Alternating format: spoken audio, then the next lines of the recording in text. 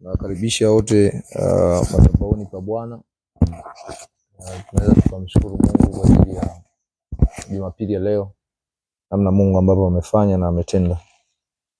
Baba, katika jina la Yesu Kristo wa Nazareti hai, asante Bwana Yesu kwa ajili ya asubuhi hii. Sifa na utukufu ni vyako Bwana. Tunarudisha kwako kwa maana umetubariki, umetukirimia, umetupa nguvu, umetupa uweza. Na sasa tumekutana tena ikiwa ni Jumapili nyingine, siku ya 49 kati ya zile siku 90 ulizotupa madhabahuni pako hapa Bwana, ili tukautafute uso wako. Nami ninakushukuru kwa ajili ya watoto hawa ambao Mungu umenipa.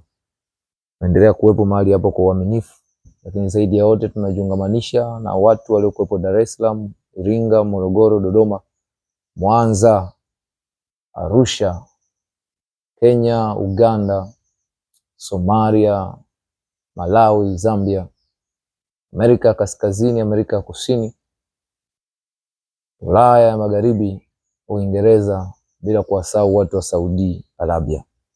Mungu wa Ibrahim, Isaka na Yakobo, nakiri mbele zako ya kwamba pasipo wewe hatuwezi kitu. Bwana, tupe neema tena nyingine ya kuona siku ya leo ikiwa ni njema sana machoni pako, katika jina la Yesu Kristo wa Nazareti hai.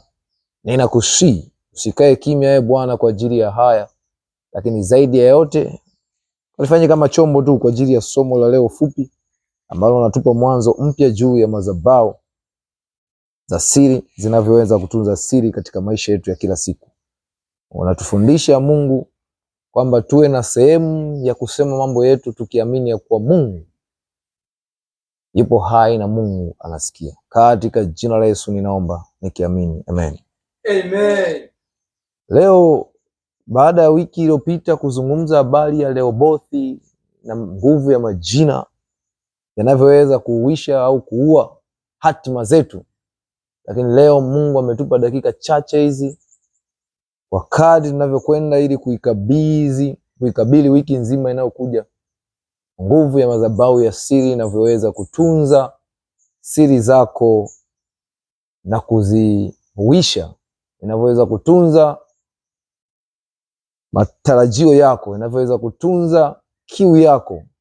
Tumegundua ya kwamba mara nyingi tumekuwa tukizungumza na watu mambo yetu mengi, mipango yetu mingi, lakini kumbe tunapomshirikisha Mungu tukiwa peke yetu inakuwa ni bora zaidi, kwa sababu Mungu ndio anayejua hatima yetu. Na kama mipango hiyo si sahihi, ni rahisi sana Mungu kuzuia safari yako au kufanya jambo fulani ili mbele yako usipate majonzi, usipate majanga, wala usiharibikiwe. Ndipo tunapoona kuna safari ya mtumishi mmoja anaitwa Yakobo.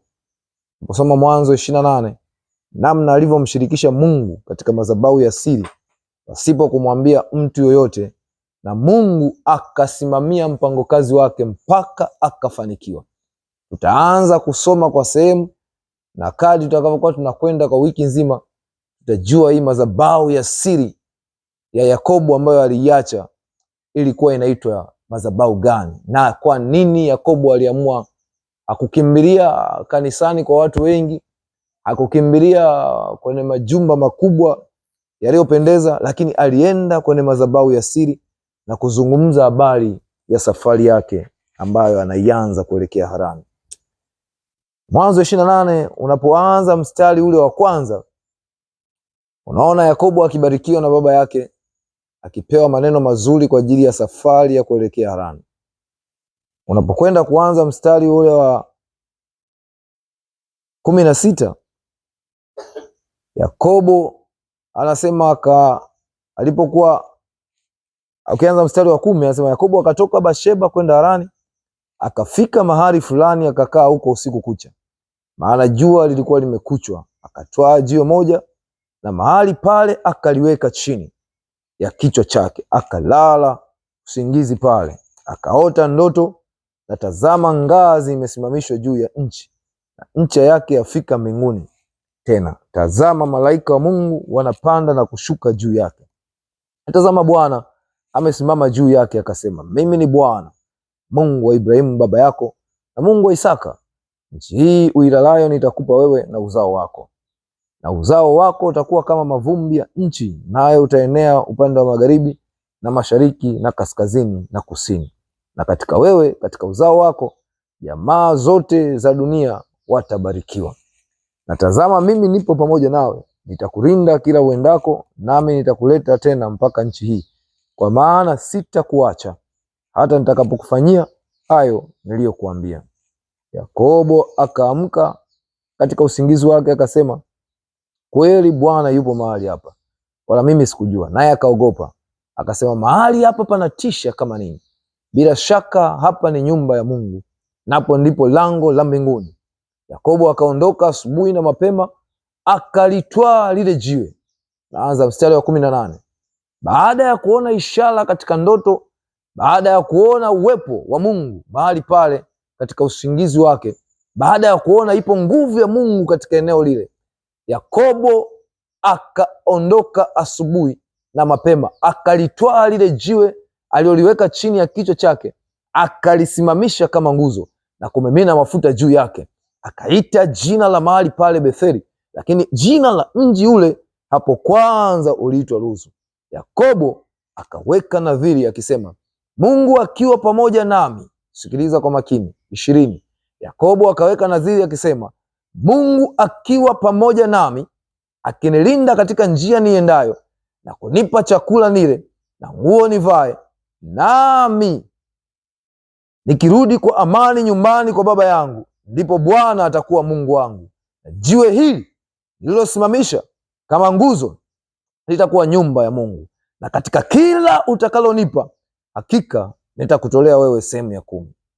Yakobo baada ya kuona kwamba yapo mambo mazuri ameyaona katika usingizi, katika ndoto, alipogundua ya kwamba mahali hapa pana uwepo wa Mungu, alipogundua ya kwamba mahali hapa ninahisi Mungu yupo karibu nami, hakuwa kanisani, hakuwa katika madhabahu kubwa, hakuwa mahali ambapo alikuwa amekimbilia.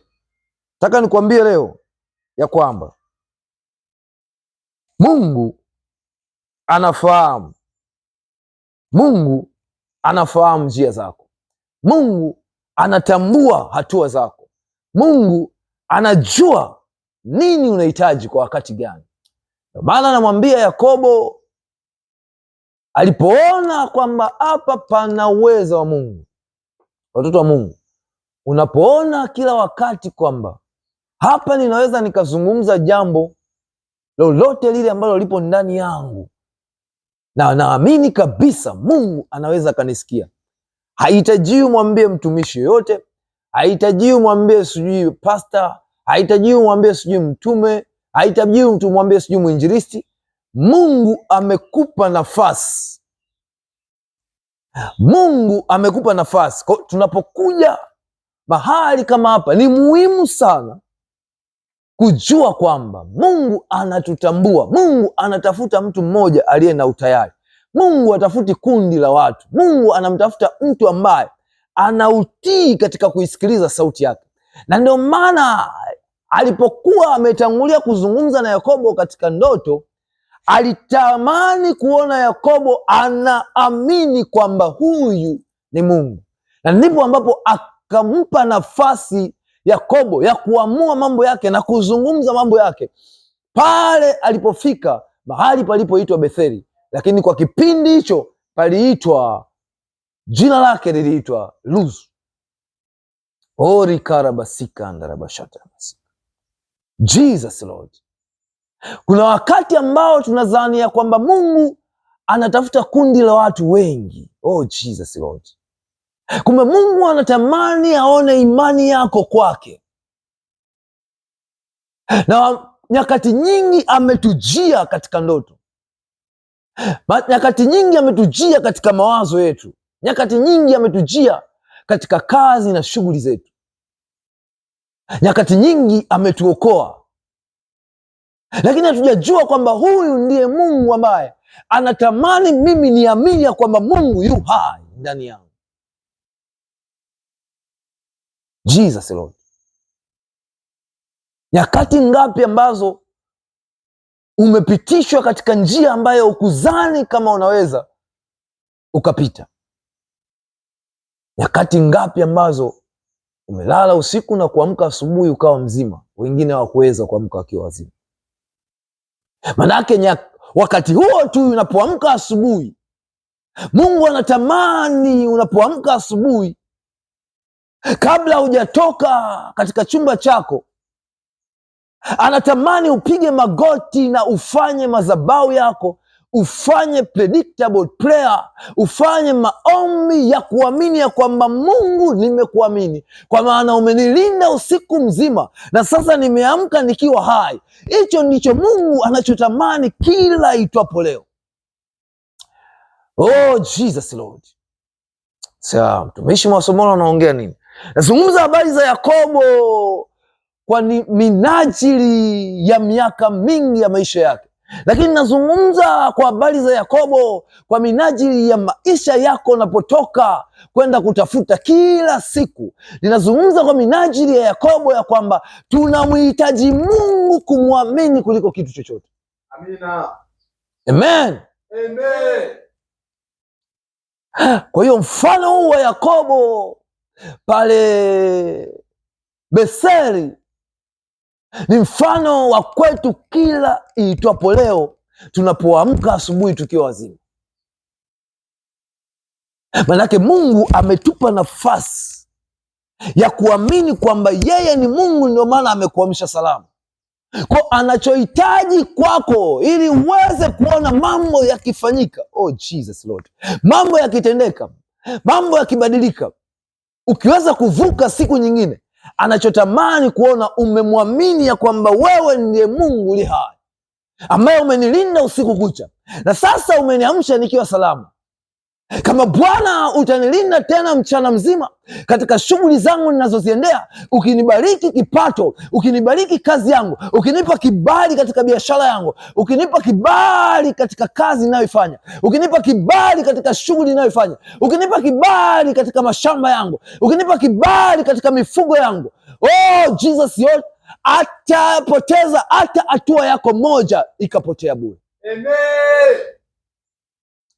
Anamwambia Yakobo anapoamka anaweka nadhiri akisema, Mungu akiwa pamoja nami, ukinilinda katika njia yangu niendayo. Manake baada ya usiku ule Mungu kumtokea Yakobo na kumlinda katika lile pori, na Yakobo akaona uwepo wa Mungu mahali pale, manake akaona na akajidhihirisha ya kwamba Mungu yupo pamoja nami mahali hapo. Watu wengi tunakuwa kama watoto wadogo ambao wanataka walale na baba zao au na wazazi wao ili ajue yupo salama, na anapoamka anashukuru ya kwamba baba nilikuwa naye, mama nilikuwa naye, kwa hiyo nipo salama. Mungu ndivyo anavyotamani. Somo hili ni simple, lakini somo ambalo tunasema ni nguvu ya madhabahu ya siri inavyoweza kuinua maisha yako. Madhabahu ya siri ni madhabahu gani? Madhabahu ya siri ni madhabahu ambayo wewe umeamini kwamba Mungu anaishi katika mazingira hayo, na kuamini kwetu tunaanza na makazi tunayotoka, na kuamini kwetu tunaanza na siku mpya tunapoihesabu, kwa maana uweza wa pumzi, uweza wa maisha yetu, uweza wa uzima wetu hatunao sisi katika mikono yetu, bali anao Mungu. Kwa hiyo unapoona umeamka salama asubuhi, manake lazima uwe na uhakika kwamba Mungu yupo pamoja na wewe. Jesus Lord. Amen. Jesus Lord. Jesus Lord. Jesus Lord. Kwa hiyo ni muhimu sana tunapokwenda wiki nzima. Leo tunaweka msingi mdogo na wakuuelewa, wala hauna maneno mengi, ya kwamba Mungu anatamani ya kuone ukimshukuru unapoamka asubuhi, ukimwambia Mungu nalikuwa na wewe usiku wa leo. Mungu asante kwa kuwa ulinilinda. Mungu asante kwa kuwa ulinishika mkono. Mungu asante kwa kuwa nilipolala na wewe ulikuwepo. Ninaomba sasa, kwa kuwa ninajua upo nami katika njia niendayo, katika siku ambayo ninaikabili, katika masaa yajayo, katika dakika zijazo, katika sekunde zijazo, ninaomba Bwana asiwepo adui yoyote, manake Mungu anatamani umwambie maneno hayo ukiwa unaamini ndani yako ya kwamba nipo na Mungu aliye hai. Amen. Hata mwanadamu wa kawaida ambaye anaweza akakusaidia leo na ukatoka katika malango yake, asione kama wewe ni sehemu ya msaada wake, atakuacha, hata kusaidia. Lakini mtu yoyote ambaye amekusaidia jambo lolote na akakuona unapotoka katika malango yake, akiona ukimwambia kwamba asante kwa kuwa nisingeweza kwenda ninakokwenda pasipo wewe, nisingeweza kufanya hichi pasipo kunipa hicho ulichonipa, manake mtu huyu ni lazima aandamane na wewe katika shida na raha zako, manake amejua thamani uliompa. Huyo ni mwanadamu. Je, Mungu ni zaidi ya mwanadamu? Ni zaidi ya mwanadamu.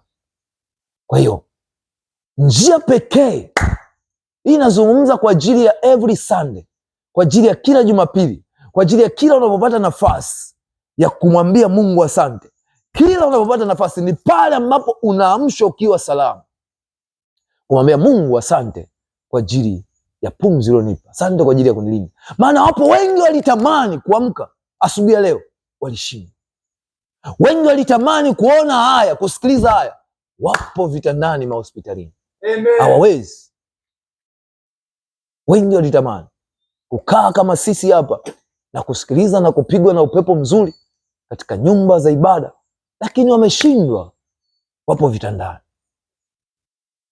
wapo vitandani.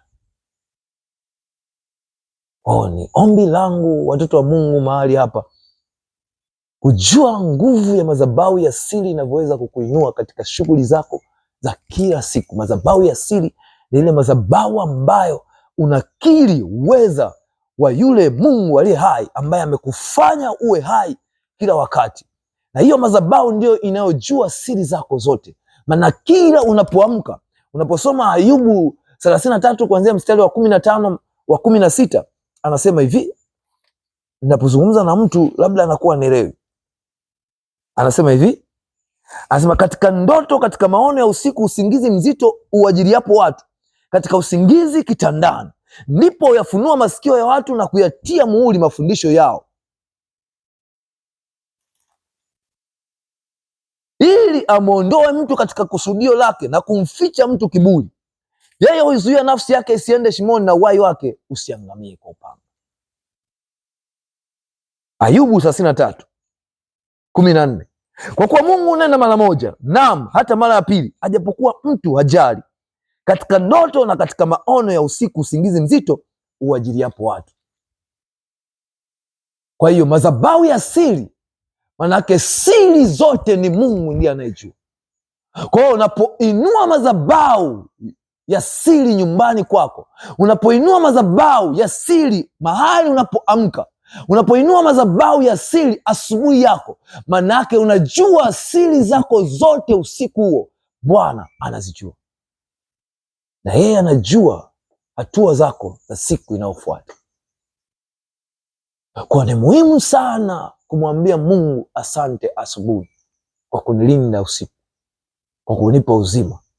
Ninajua unapowanyoshea njia wengine, na mimi Bwana ninajua utanyoshea njia siku ya leo. Kwa wiki hii nzima tutajifunza hilo eneo la kusamini madhabahu ya siri, ya kusamini uweza wa madhabahu ya siri, wa kusamini nguvu ya madhabahu ya siri inavyoweza kutuwisha kila itopo leo, kama ilivyokuwa kwa Yakobo pale Luz Beseri. Anasema Yakobo akaamka asubuhi na kutambua mahali alipolala upo uwepo wa Mungu, maana palikuwa ni polini. Yawezekana wanyama wakali wangemtalua, yawezekana wanyama wakali wangemla, lakini alipoamka asubuhi akakumbuka ya kwamba hata usiku nalisemezana na Bwana mahali hapa. Kama asingekuwa Mungu, manake asingeniacha hai muda huu. Saa ingine wanyama wakali wangenivamia, saa ingine ningekuwa si mimi tena. Ndipo Yakobo akaamka kwa ushujaa wa imani ndani, akajua maneno yangu ninayoyazungumza Bwana anasikia, kwa kuwa alikuwa nami. Yaani kile kitendo tu cha kuamka salama, unaamini maneno utakayozungumza Mungu anasikia. Oh Jesus Lord. Sijui kama mtu mmoja ananielewa. Sijui kama mtu mmoja mahali anajua hili ninalozungumza. Sijui kama mtu mmoja nimemwongeza imani kutoka mahali. Sijui kama mtu mmoja nimempa tumaini. Sijui kama mtu mmoja ambaye alikata tamaa baada ya kufukuzwa makanisa mengi, baada ya kufukuzwa na watumishi wengi. Sijui kama mtu mmoja nimempa nguvu ya imani ndani yake, ya kuanza kuzungumza maneno yenye ushujaa ndani yake asubuhi ya leo. Likarabasika. Yakobo akapata ujasiri wa kuzungumza mambo makubwa ya imani, mambo makubwa ya imani ya miaka mingi ya maisha yake, kwa sababu tu aliamka akiwa mzima, kwa sababu tu katika ndoto alisemezana na Bwana. Ni mara ngapi katika ndoto tumesemezana na Bwana? Ni mara ngapi tumeamka tukiwa wazima wenye afya? Ni mara ngapi tukiwa majasiri, lakini hatukukimbilia wala madhabahuni pa Bwana asubuhi ile na kumwambia Bwana asante. Asante Mungu kwa kuniamsha salama, na kumwambia yale tunayohitaji.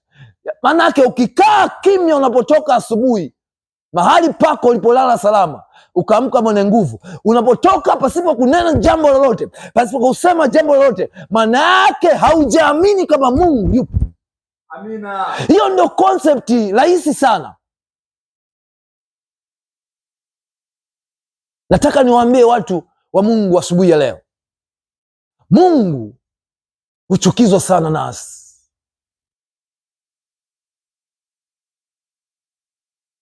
Huchukizwa sana nasi. Mungu huchukizwa sana nasi. Unapoamka asubuhi, usiponena jambo lolote lile, usipozungumza juu ya maisha yako, usipomwambia jambo lolote Bwana wa majeshi, nataka nikwambie hivi, hata watu wanaofanikiwa katika nguvu za giza, masharti wanayopewa ni maneno kuzungumza. Wengine huenda hata usiku wa manane, wengine wanaambiwa kabla jogoo hajawika zungumza maneno haya. Manake anataka kuaminisha imani ya hiyo miungu yake ya kwamba ipo na yeye. Je, si zaidi sana kwa Mungu huyu aliye hai kupitia Kristo Yesu ambaye tumeachiwa kwa jina lake?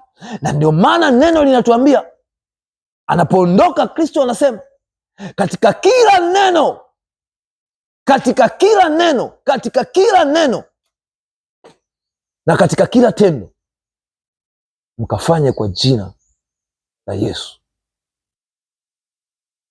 Manake tumeachiwa jina lenye mamlaka ambalo tutakuwa tukitembea nalo popote pale, na uweza wa kubadilisha mambo yapo katika vinywa vyetu. Unawezaje kutoka mahali asubuhi na kuamka na usiseme jambo lolote? Alafu bado tunalalamika. Bado tunalalamika. Utakaporudi jioni ukiwa hauna kipato, utakaporudi jioni ukakuta ni wagonjwa nyumbani, utakaporudi jioni umeumwa, utakaporudi jioni hakuna biashara iliyofanyika, utakaporudi jioni ukaona mambo hayaendi. Wakati mwingine hata sisi wenyewe mara nyingine tunaona tumezungumza maneno machache na Mungu kwa siku. Manake alitupa mengi, lakini hatukuzungumza, hatugusa mengine. Tuna vitu vingi vya kuzungumza na Mungu asubuhi, kila itwapo asubuhi. Tuna mambo mengi ya kuzungumza, ya kutamka katika madhabahu ya siri, ili yabebe mambo hayo na kuyalinda. Anasema Yakobo, sijui kama na sisi tungezungumza maneno magumu kama aliyozungumza Yakobo. Mafanikio ya Yakobo yote yale mpaka kuwa taifa kubwa, chanzo chake kilikuwa ni hapa katika madhabahu ya siri. Kwa hata kama tutatafuta leo Stefano maisha mazuri miaka kadhaa ijayo, lakini Mungu atakuwa anaangalia maneno yako ya kila siku yanamaanisha nini katika madhabahu yako ya siri. Yakobo ametufundisha sana mahali hapa.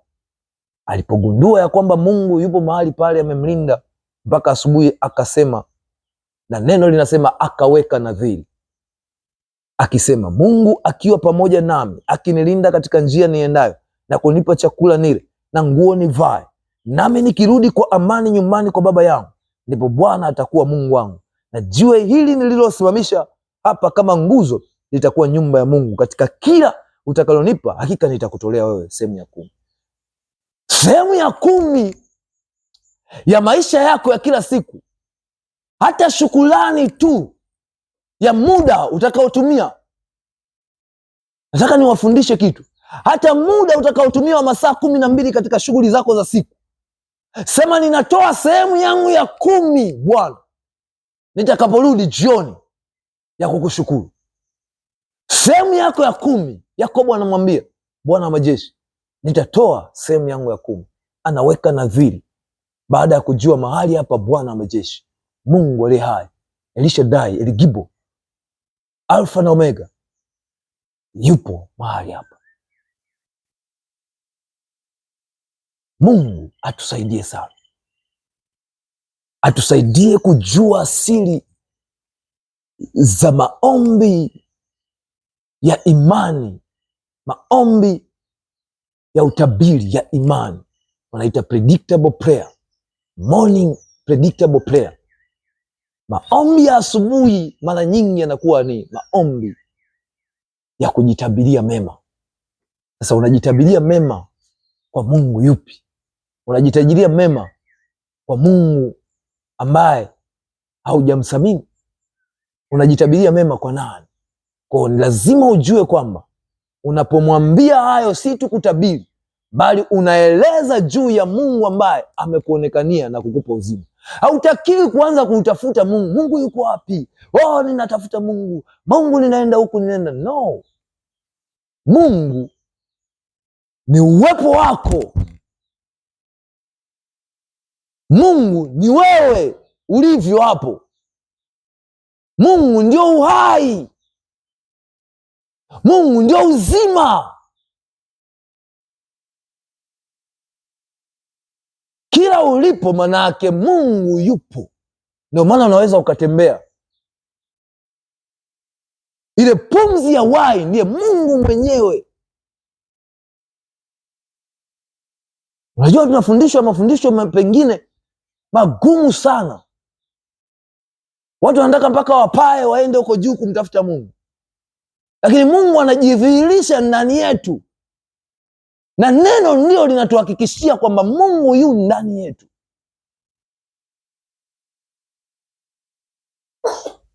Ni namna gani anaweza akaishi na wewe kila siku? Ni vile unavyojifunua, kama alivyojifunua Yakobo. Alipogundua ya kwamba mimi nina Mungu hapa, manake akaanza kuzungumza. Ori karabasika.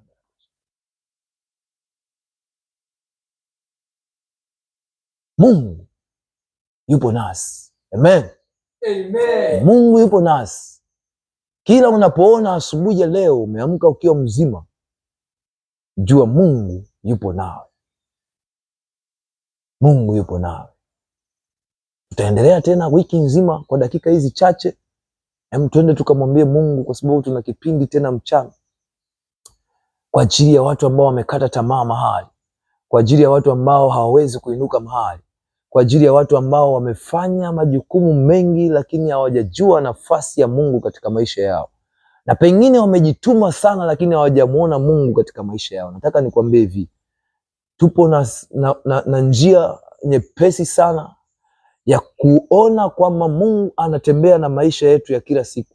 Ni pale tunapoamka kila itwapo leo na kujua kwamba Mungu alikuwa nasi, na tukaanza kumwambia na kuweka maagano na kufanya vile ambavyo tunaamini kabisa mtu au mwanadamu hawezi kuyafanya haya. Pengine tukazungumza na Mungu mambo makubwa kabisa, tukiamini ya kwamba Mungu anaweza kutenda. Na tusio waoga, tuwe majasiri kama ilivyokuwa Yakobo. Naweza ukasimama kwa miguu yako na tukaanza kumwambia Mungu, asante Bwana Yesu kwa ajili ya asubuhi ya leo. Tukamwambia Mungu, namna tunavyokuja kwako na siku hizi, tunatamani watu wako wakazidi kukufahamu mahali hapa. Tunazungumza kwa imani mahali hapa, lakini tunajua tumeungana na watu wengi duniani kote. Baba, katika jina la Yesu Kristo wa Nazareti hai. Bwana Yesu, asante kwa ajili ya asubuhi ya leo, ikiwa ni siku ya 49 katikati ya zile siku 90 ulizotupa mahali hapa. Nasi umetupa tena wiki nyingine ya kujua nguvu ya madhabahu ya siri inavyoweza kuenenda nasi kila itwapo leo, kama ilivyokuwa kwa mtumishi wako Yakobo, Bwana, ambaye ulimpa kibali na kipawa na neema ya kujua nafasi yake katika uweza wa kwako Bwana. Nasi tunapokuja kwako tunaamini ya kuwa Mungu wa Ibrahimu, Isaka na Yakobo, ipo nafasi ya pekee katikati ya maisha yetu ambayo Bwana umeiachilia asubuhi ya leo, ili watoto wako wakajue duniani kote ya kwamba kila wanapoamka asubuhi waone uweza wako, waone uwepo wako, waone nguvu ya kwako, waone mamlaka yako yakiwazunguka, kama ilivyokuwa kwa Yakobo pale Luzu, ambapo alipoamka asubuhi na mapema akaanza kuweka agano nawe, maana akaona uweza wa kwako umemzunguka. Akasema, Mungu ukiwa nami katika safari yangu, hakika ukinilinda nami ukanitendea yale yanayonipasa, ukanipa chakula nile, nguo nivae, nami nikirudi kwa amani nyumbani kwa baba yangu, ndipo Bwana utakuwa Mungu wangu, nami nitatoa sehemu ya 10 ya fungu langu. Bwana, maneno haya yakaishi midomoni mwetu, maneno haya yakaishi katika vinywa vyetu kila itwapo leo, ili tukauone uzuri wako, tukaone maisha yetu kila wakati. Bwana, pengine tumeutafuta uso wako kwa shida, pengine Bwana tumefunga miaka mingi, pengine tumesema nawe, tumeingia hata mapolini Baba, tukasema tunautafuta uso wako Bwana, kumbe uso wako upo nasi kila tunapoamka asubuhi ya leo, maana umesema ulituumba kwa mfano wako. Tumeshindwa kutambua Bwana uungu wako ndani yetu, pengine tukaondoka bila kutamka maneno yote Bwana kila itwapo asubuhi, na maisha yetu yakawa ni magumu Bwana, huduma zetu zikafifia Bwana, mifugo yetu ikapotea, Jehova, biashara zetu zikafungwa, hakuna kilichoinuka katika maisha yetu Bwana, tukatafuta ndoa hazikupatikana, ya kwamba Bwana tukutambua uweza wako. Tunaomba ukatupa ujasiri kama aliokuwa nao Yakobo pale Luzu, akasema, Bwana umeniamsha salama, nami katika ndoto nalikuona, umenisemesha Bwana, nami ninakuja kwako asubuhi ya leo. Ninaomba Bwana majeshi, ninaomba Jehova nisi wa majeshi, ninaomba Kristo asubuhi ya leo, mimi na watoto wako ukatupe maneno katika vinywa vyetu ya kutamka kwa ajili ya siku ya leo, na kwa ajili ya wiki nzima, na kwa ajili ya masaa yajayo, na kwa ajili ya sekunde zijazo, na kwa ajili ya mwaka huu 2026. Bwana majeshi, ukatupe maneno ya kutamka kwa ajili ya maisha yetu, katika jina la Yesu Kristo wa Nazareti hai. Holy karabasika andarabasha. Hatukutambua Bwana ya kwamba wewe ni Mungu uliye hai wakati wote, ambaye kwa mfano wako ulituumba. Hatukujua siri hii kwamba kila tunapokuwa wazima asubuhi ni kwamba Mungu wewe umekuwa mzima. Hatukujua siri hii ya kwamba kila tunapopiga hatua moja ya kwamba wewe Mungu umepiga hatua.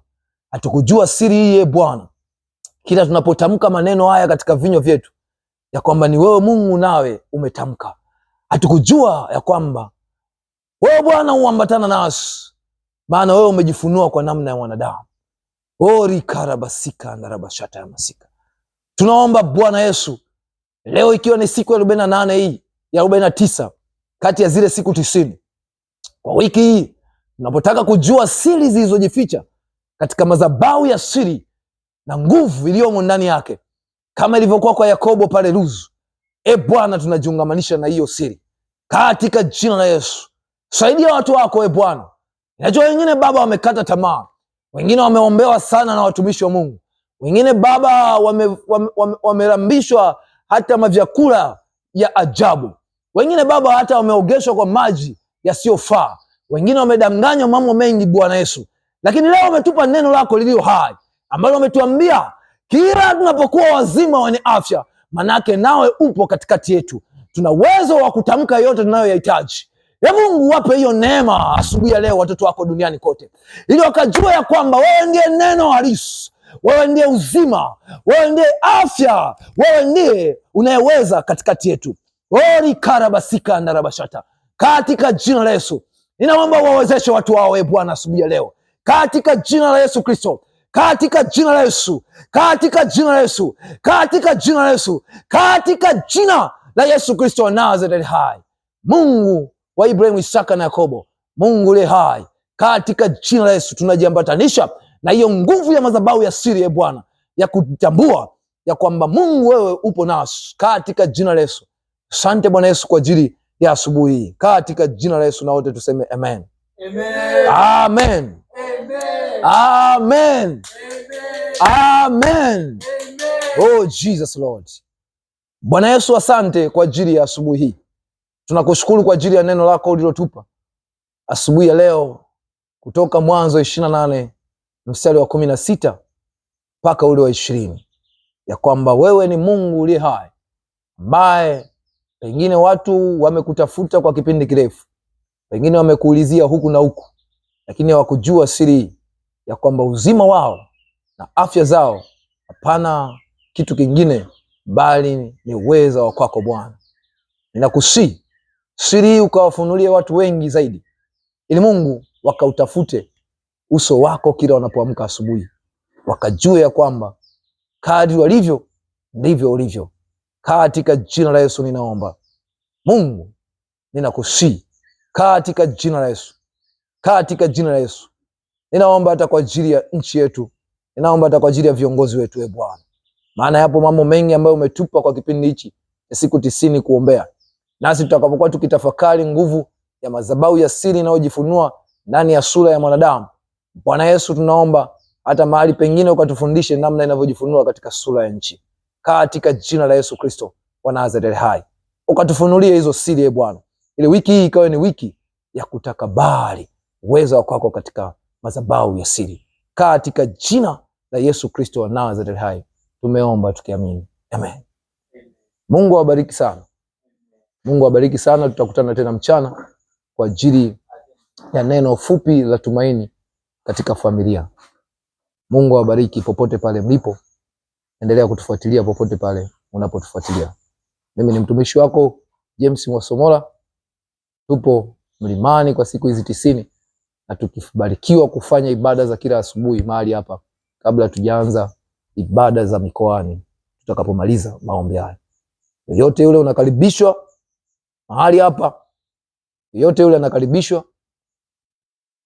kuchangia mawazo, kuchangia sadaka zenu, na namba zipo hapo chini.